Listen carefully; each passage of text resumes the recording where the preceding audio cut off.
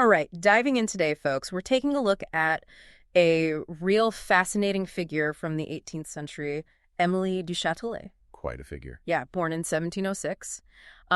Just her life story is really something. Married to this Marquis, Florent-Claude de Châtelet-Laumont. Wow. Yeah, right. And then, of course, her partnership, intellectual and romantic, with Voltaire.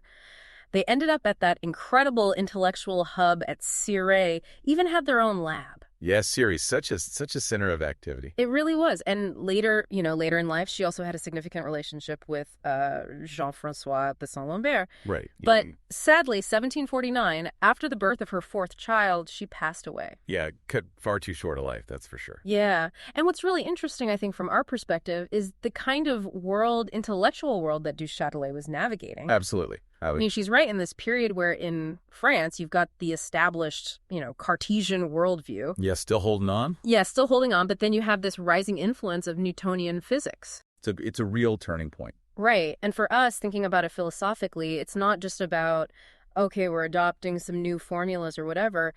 It really represents a fundamental shift in how people are conceiving of and explaining the natural world. Huge. Yeah, paradigm shift. That's exactly right. Yeah, totally. And that's really what brings us to the focus of our deep dive today.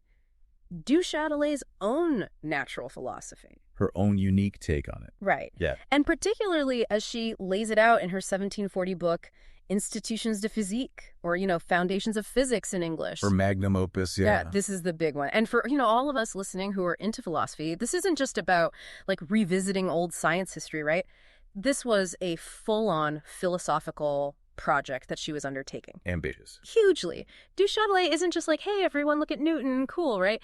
She is really, trying to build something original here, a new metaphysical foundation for Newtonian physics. Yeah, she wants to ground it, right? Give it the philosophical underpinnings. Exactly. Okay, Newtonian mechanics seems to work, but why? What's the deeper reason for this? And that's a question that physics at the time, at least as she saw it, wasn't equipped to answer. Right, right. And if we connect this to kind of the big questions that philosophy has always been grappling with, what is knowledge? What's real? How should science actually be done? Du Châtelet, she's really wrestling with all of this. Oh, yeah. She jumps right in. She does. And she's also, positioning her own thinking in relation to, the big names, Descartes, Leibniz, Newton. She's in dialogue with them. Yeah, it's a real conversation. It is. And that's what we want to do in this deep dive. Really kind of unpack her arguments, see how sharp she was, how original, and how much her thinking still speaks to us today as philosophers. Timeless questions. They really are. Yeah. Okay, so first off, let's think about how du Châtelet approaches Cartesianism and Newtonianism. Like that big shift. Right. It's easy to just say, oh, she's just replacing one with the other. But looking at what she actually wrote, it's way more subtle than that, especially for a philosopher of her time. Yeah, there's a lot going on there. Yeah. So she's clearly part of this movement in France where Newton is becoming more accepted. Right. But she's not, chucking out all of philosophy in the process. No. Right. Descartes, he had given them this whole, comprehensive natural philosophy. It's this system, yeah. Yeah, right, where it's all connected, metaphysics and physics all tied together. Provides the foundation. Right, exactly. And du Châtelet, she sees the power of Newtonian physics. Yeah, she's not denying that it works. Oh, absolutely. But she also thinks, it kind of needs a better philosophical foundation. Yeah, something more solid to build on. Right. So her project, it's really to build this new metaphysical framework that can support the Newtonian science, if that makes sense. Oh, it absolutely does. It's such a great example of how philosophy can be actively engaged with science, not just sitting back and watching, but really shaping the foundations. Exactly. And what's really interesting, too, she's not just totally dumping Descartes, right? No, there's respect there. Yeah, she sees his contributions, particularly in stuff like geometry and optics. Yeah, those were huge at the time. They were. So it's not like everything before Newton is garbage. It's more like, okay, let's take what's good, reevaluate it, and see how we can build something new. A more nuanced approach, definitely. Yeah, for sure. And she even structures her book, her Foundations, in a way that's similar to Descartes' big work, The Principles of Philosophy. Oh, interesting. How so? Well, they both start with principles of knowledge. Okay. Then they go into metaphysics, and then they finally get to physics. Makes sense. Yeah. And that parallel, that structure, it seems like she's trying to say, look, I can offer a system that's just as comprehensive, just as big, but it's based on different principles. Right, so she's engaging with Descartes on his own terms, almost. Exactly, but offering a different path, a different way of understanding nature. Clever. Yeah, but here's where it gets even more interesting. While the structure might be similar, the actual topics they cover, that's different. How so? Well, Descartes, he wanted to cover everything. Yep. Metaphysics, physics, medicine, mechanics, even morals, the soul, the whole shebang. He's going for it, huh? He really was. But du Châtelet, she keeps it focused mainly on the metaphysical foundations of physics, broader questions about, nature and morality. She kind of sets those aside. So a more targeted approach. Yeah. It's really about grounding Newtonian physics philosophically. Yeah. And that focus, it's almost like a step towards the way science is today, where different fields become more specialized. Yeah, we don't have many people trying to do it all anymore. Exactly. Okay, so let's actually dig into those foundational principles that she lays out. The building blocks of her system. Right. She relies a lot on Leibniz and Wolff, specifically on two big principles.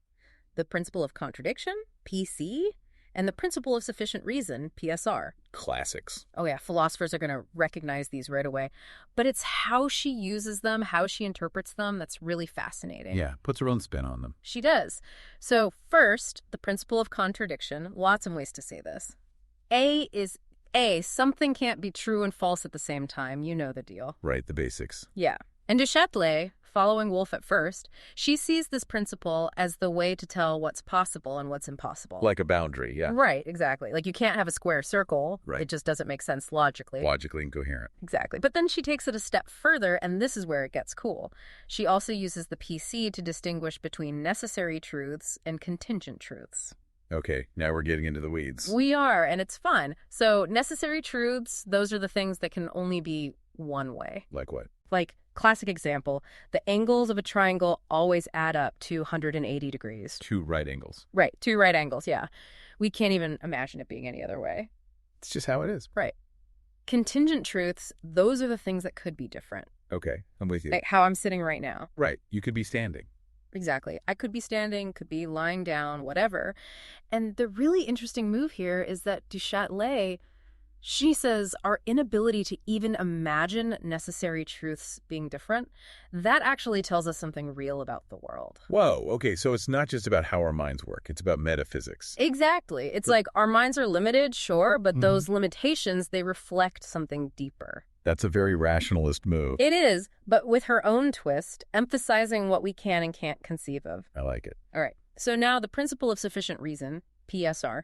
Again, lots of ways to say it. Everything has a reason, no effect without a cause, etc. Cause and effect. Right. But du Châtelet, she's following Wolff's second take on the PSR, and she uses it to explain why certain things are actually true in the world. So not just that things happen, but why they happen in a specific way. Exactly. Like, why did this specific set of causes lead to this specific result? And ultimately, why did God choose to create this particular world out of all the possibilities? Ah. So we're getting into God's choices here. We are, and it's tricky. But she connects the PSR to this idea of God creating the best world. The most harmonious, interconnected, all of that. Wolffian. Yeah. Very much so. And what's important is that she's got this intellectualist view of God. She thinks God's intellect, his understanding, guides his will. So even God is bound by reason. Exactly. Even God's creation has to make sense, has to follow the PSR. Interesting, because Voltaire, he was more into just saying it was God's will. Yeah. He was, and du Châtelet pushes back against that. She does. Yeah, she says that kind of thinking is unscientific. How so? Well, if you just say God did it because he felt like it, that's the end of the inquiry, right? You can't investigate the actual causes of things in the world. Right. No point in doing science, then. Exactly. She really wants a universe that's understandable through reason, where things happen for reasons we can uncover. She's all about that intelligibility. She is. And, she even criticizes those old scholastic principles, the ones that rely on occult qualities and stuff. She finds those unintelligible. Yeah, too vague. Yeah, she wants explanations that are mechanical, that fit with the PSR, a real cause and effect kind of system. So she's part of that mechanistic worldview that's emerging. She is, but she's grounding it philosophically, which is really cool. Oh, and one more thing about her foundational principles. Okay, what's that? Her view on nativism. It's kind of moderate. Moderate nativism. Yeah. Descartes, he thought we had innate ideas, like full-blown concepts in our minds from birth. Right, like we're born knowing certain things. Exactly. Du Châtelet, she didn't buy that. She thought we had innate principles of reasoning. So not specific knowledge, but the tools to gain knowledge. Right, exactly. Like the PC and the PSR, those are built in. But how they apply to the world, that comes from experience. So it's like a framework, not a filled-in picture. Perfect analogy.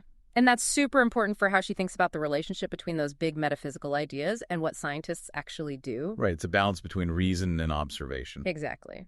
Okay, let's move on to God and metaphysics in her system. Okay, the big questions. The biggest. So she has this cosmological argument for God's existence. Classic. Right.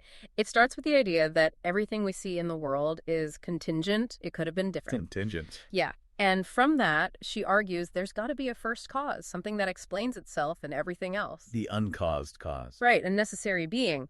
Philosophers will recognize this type of argument. It goes way back. But Du Châtelet, she's got her own take on it, drawing from Leibniz and Locke. And of course, there are criticisms of this kind of argument, right? Yeah, like, can you really have a necessary being? What about an infinite regress of causes? Those are all valid points. Yeah, it's tricky. It is. But the main takeaway for Du Châtelet is that God, he's not just some arbitrary dude. He's rational. He follows the PSR, and that's what guarantees that the universe is ordered and understandable. So it's not just a theological point. It's really the foundation of her science. Exactly. And she really believed in the power of metaphysics, didn't she? I mean, she even said that it could be as rigorous and demonstrative as geometry. Wow, that's a strong claim. It is a real statement about the power of reason. Very rationalist. Totally. And that belief, it shows up in her arguments against atoms as the ultimate building blocks of reality. So she's against atomism. Yeah, she wasn't a fan. She thought, okay, if extension, space, if it's infinitely divisible, and the PC says something can't be both infinitely divisible and indivisible at the same time. Right, gotta pick one. Then you need simple, unextended substances to explain the stuff we see in the world, and that's where those Leibnizian monads come in. The monads are back. They are, but she calls them hypothetically necessary, which is interesting. Hypothetically necessary, what does that mean? Well, it means they're necessary if our world, the world we actually experience, exists. Okay. But maybe God could have made a different kind of universe where monads weren't needed. So it's contingent on our specific reality. Exactly. And then she uses the PSR to figure out more about these monads. Like what? Well, for example, we see motion all the time, right? So for her, that means monads have to have some kind of inherent activity, both active and passive force. That sounds a lot like Leibniz's dynamics. Oh, totally. She's drawing on that for sure. And all of this leads to her 3-level model of reality. 3 levels. Yeah. Deepest level, you've got the metaphysical realm. That's where the monads hang out. Monad party down there. Right.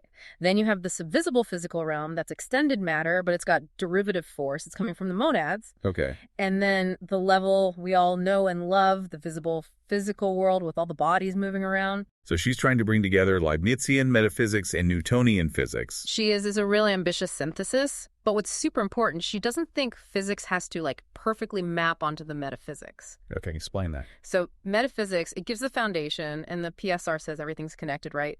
But the exact details of how those connections work, that's what physics is for. So physics has its own job to do. Exactly. We can be confident that there's a reason for why physics works, but figuring out that reason, that's part of doing science. Gives physics some freedom, yeah. All right, let's talk about her views on how science should be done. Scientific methodology, yeah, she's got some strong opinions there. She does. First off, she was into experimentation herself. She's had her hands dirty, huh? She did. But the really big thing, she's a huge advocate for hypotheses in science. She's basically one of the early thinkers behind the hypothetico-deductive method, which is what a lot of science is still based on. Which is interesting, because wasn't there a lot of skepticism about hypotheses at the time? There was, yeah. Both in England and France, those big scientific institutions, they were all about sticking to observations, being really wary of speculation. Newton himself said, hypotheses non fingo, right? I frame no hypotheses. Exactly. So Du Châtelet, by embracing hypotheses, she's really going against the grain, which is pretty cool. Shows her independent thinking. It does, but she's not saying just make up any old crazy idea. Right. Gotta have some rules. She's got a clear distinction between good and bad uses of hypotheses. Bad hypotheses, those are the ones that people treat as true right from the start. Yeah, then you just end up with a bunch of stories. Exactly. Fables, she calls them. Good hypotheses, those are necessary when you can't directly observe the causes of things. So they're tools to help you investigate. Right. And she has specific criteria.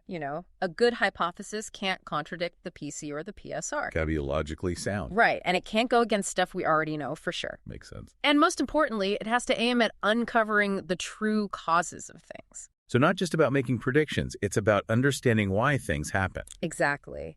And she sees the practical value too, right? Hypotheses give you ideas for new experiments. Guides your research. Totally. And she gets that hypotheses can be wrong. Right, they're not set in stone. Exactly. She even points to Descartes' theory about vortices, how that got disproven by observations. So you test your hypotheses, and if they fail, you revise them. Yeah, that's science. And for her, a hypothesis gets stronger, more probable, the more it explains and the more it survives those tests. Like it's earning its stripes. Exactly. But even the best hypothesis, it never becomes absolute truth. Always open to revision. Always. And she really emphasizes that scientists, they have to know the empirical facts, all of them, so they don't ignore evidence that might contradict their favorite ideas. Honesty is key. Absolutely, no cherry picking. And all of this, for Du Châtelet, ties back to her metaphysical views. How so? Well, she believes in the PSR. She believes God made a universe with simple, elegant laws. And for her, that's what makes hypotheses so powerful. Because they can help us uncover those laws, those connections. Right. It's a great example of how philosophical ideas can shape how we do science. Absolutely. Okay, one last thing to discuss. Newtonian attraction. Big topic. Yeah.